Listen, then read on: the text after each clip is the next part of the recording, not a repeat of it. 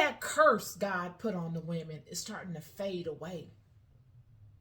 It's been a long time since God issued that curse.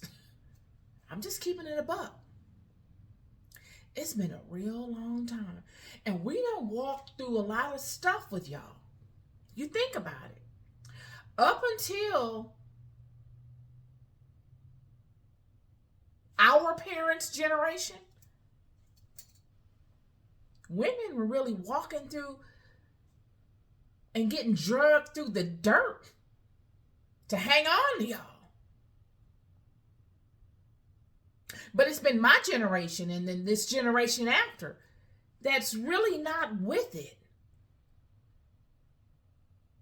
And it's fair to say that there are signs very apparent amongst the women of the entire planet that this curse is starting to fade away.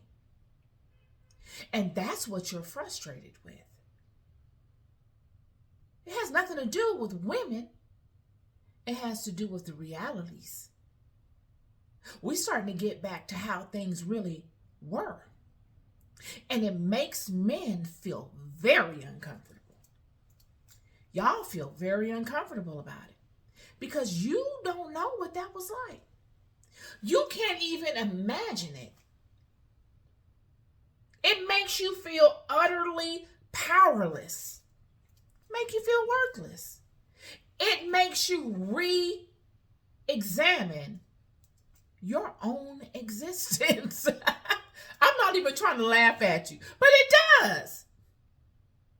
Because you have benefited from the curse for so long as it relates to women that you have created a whole psychological context surrounding it. This entire matrix is terminating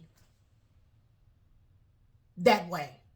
This matrix, not the foundation, this matrix, this system is set up off of what God established in the curse as it relates to women.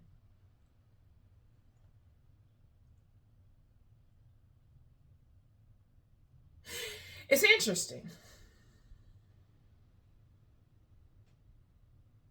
And see, the thing is, you all benefit and have benefited from the curse for so long. And we haven't. We've wrestled with it. We've tried to make right with it by honoring it. No one can say that women have not honored their responsibilities as it relates to the curse. God could not even come and say, women have not done that. Women have honored it.